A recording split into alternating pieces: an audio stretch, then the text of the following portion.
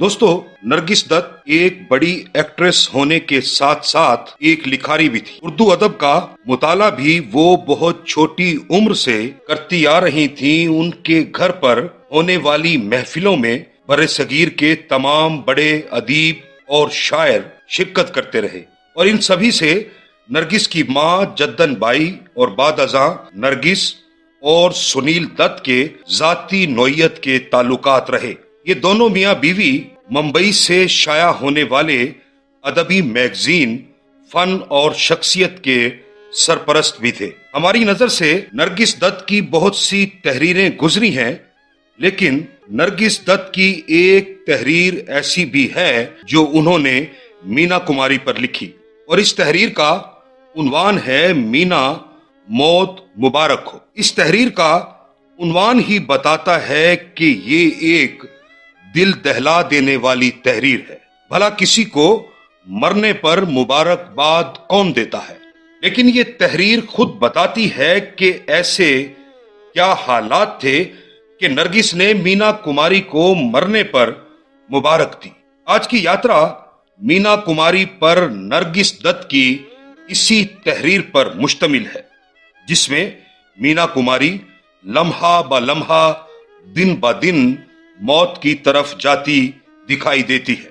यानी नरगिस की इस तहरीर में मीना कुमारी को मरते हुए देखा जा सकता है, लेकिन ये सब जानने के लिए हमारे साथ रहिएगा। नरगिस दत्त लिखती हैं, जन्मदिन मुबारक हो, शादी मुबारक हो, दिवाली मुबारक हो और ईद मुबारक हो। ये सब तो कई बार और कई महफिलों में कहा भी है और सुना भी है, मगर ये कि मौत मुबारक हो ना कभी सुना और ना कभी बोला। मीना तुझे आज तेरी बाजी मौत मुबारक हो कहती है, और ये भी कि फिर कभी भूले से भी नहीं आना इस दुनिया में, ये जमीन तेरे जैसों के लिए नहीं है। मेरी आंखों ने फिल्मी और गैर फिल्मी दुनिया के बहुत से लोगों को इस दुनिया से जाते देखा, मगर किसी की मौत का मुझ पर इतना असर नहीं हुआ जितना असर मीना कुमारी की मौत का हुआ है। हालांकि ना ही आखिरी वक्त में मैं उसके साथ थी, ना मैंने उसे आखिरी सफर पर जाते देखा। जिस रोज मीना कुमारी का इंतकाल हुआ मैं जम्मू में थी। उस रोज सुबह ही से मेरा दिल धड़क रहा था। रह रहकर बुरे ख्यालात मुझे डस रहे थे। लगता था आज कुछ होकर ही रहेगा और आखिर होकर ही रहा। इतना बड़ा हादसा, इतनी बड़ी ट्रेजेडी जिसे मैं सारी उम्र फरामोश न कर पाऊंगी। जम्मू से मुंबई आई तो मीना कुमारी की कब्र पर गई। मैं अपनी माँ की मौत पर भी इतना नहीं रोई थी जितना मीना कुमारी की कब्र के सिरहाने रोई। मेरे आंसू तब ही थमे जब मेरे कानों ने सुना जैसे मीना कुमारी कह रही हो, बस करो बाजी बस करो। मीना मुझे हमेशा बाजी कहा करती थी। मुंबई के कृष्णा सिनेमा में किसी फिल्म का प्रीमियर था। मैं ऊपर से आ रही थी। रास्ते में कमाल साहब और मीना कुमारी खड़े हुए थे।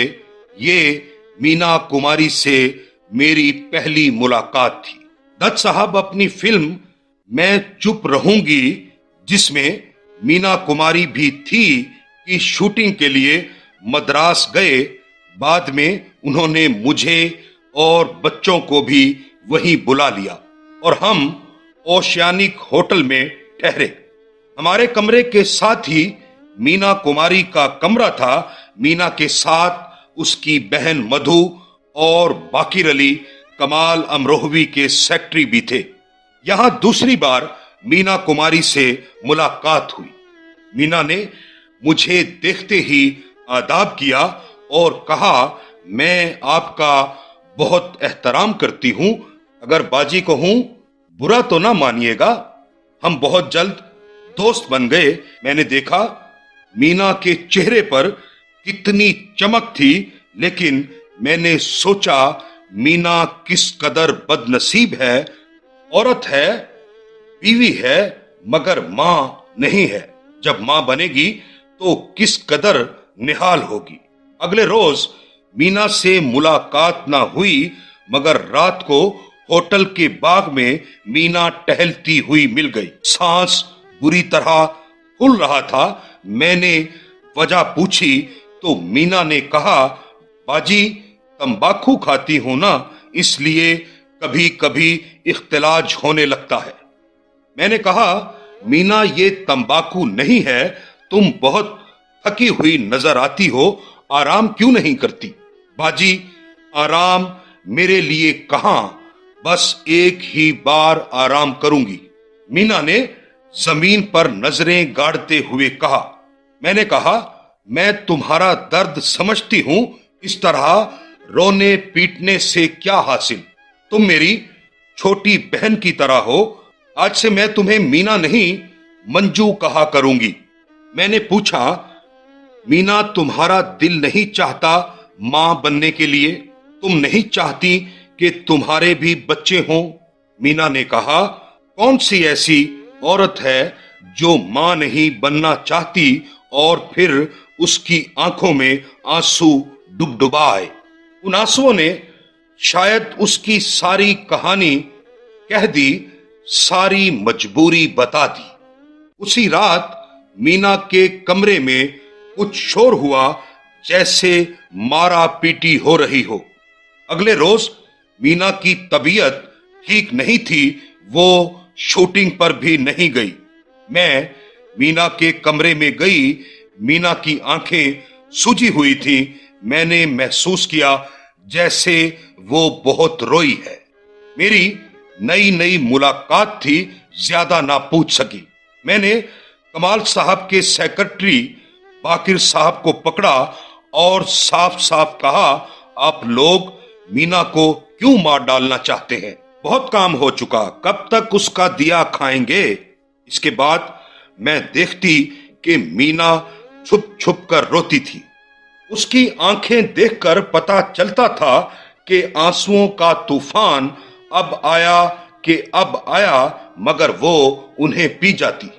शूटिंग के बाद मंजू और हम सब मुंबई आ गए। अरसा तक मुलाकात ना हो सकी, बस उसके बारे में इधर उधर की बातें ही सुनते रहे। एक रोज सुना कि वो कमाल साहब का घर छोड़कर अपने बहनोई महमूद के हाथ चली गई है। पिंजरे के पंछी के सेट पर कमाल अमरोहवी के सेक्रेटरी बाकिर से मीना का झगड़ा हो गया था। ये इतना बढ़ा कि मीना ने कमाल साहब के घर में दोबारा कदम नहीं रखा। हमारी अच्छी दोस्ती उस वक्त हुई जब मीना महमूद के घर से जानकी केटर में आ गई। फिर मीना की शराब नोशी के वाकयात कानों में आने लगे। बारहा सोचा मना कर दूं, मगर हिम्मत ना पड़ती थी। कुछ ही दिनों बाद कसरते शराब नोशी की वजह से मीना का जिगर खराब हुआ और उसे यरकान हो गया। मैं सेंट एलिजाबेथ नर्सिंग होम में मीना से मिलने गई। मैंने ऐसी कोई बात ना छेड़ी जिससे उसे तकलीफ पहुंचे। फिर कुछ हिम्मत के बाद मैंने कहा, मंजू तुम आजाद हो, मगर ऐसी भी आजादी किस काम की कि खुद को मार ही डालो। मीना ने कहा, बाजी बर्दाश्त की भी हद होती है। अब कमाल साहब के सेक्रेटरी की ये मजाल कि मुझ पर हाथ उठाए। मैंने कमाल साहब को फोन करवाया। मैंने सोचा था कि दौड़े दौड़े आएंगे और बाकिर साहब को निकाल देंगे, मगर उन्होंने कहा, तुम घर आ जाओ, मैं यहां फैसला करूंगा। वो क्या फैसला करते, मैंने ही फैसला कर लिया कि अब दोबारा वापिस नहीं जाऊंगी। मगर अब खुद को क्यों मारे डाल रही हो, जिंदगी को खूबसूरत बनाओ, मैंने उसे मशवरा दिया। उसके बाद मीना की जिंदगी में एक नई शख्सियत आई। वो बहुत खुश थी, जैसे सारी दुनिया की दौलत उसे मिल गई हो। सो नरगिस दत्त लिखती हैं मीना की खुशी में ही मेरी खुशी थी। मैं मीना के पास तब ही जाती थी जब उसे खुशी की जरूरत होती, हंसने की जरूरत होती। मीना ने जिंदगी में किसी को भरपूर चाहा तो वो धर्मेंद्र है, किसी से बेपनाह मोहब्बत की है तो वो धर्मेंद्र है, किसी के लिए खुद को दीवाना बनाया है तो वो धर्मेंद्र है। ये दौर उसका सबसे हसीन दौर था। वो खुद को बहुत खुशनसीब तस्वुर करती थी, मगर ये दौर भी गुजर गया। एक गलत फहमी ने इन्हें जुदा कर दिया। धर्मेंद्र उसकी जिंदगी से चला गया, उसका दिल टूट गया और इस गम को भुलाने के लिए या खुद को घुलाने के लिए उसने बोतल से मुंह लगा लिया, खुद को दिन रात शराब में गर्क कर दिया। वो अपनी जिंदगी से बेजार हो गई, अपने वजूद से बेनियाज हो गई। मीना कहा करती थी, बाजी अब ये तन्हाई ही मेरा मुकद्दर है, मुझे खुद पर तरस नहीं आता, आप भी तरस ना खाइए। अब मीना मौत के करीब होने लगी। उसने किसी की बात नहीं सुनी, मेरी कोई बात नहीं मानी। वो कुछ किया जो उसका दिल चाहता था। मैं ये सब कुछ बर्दाश्त न कर सकी।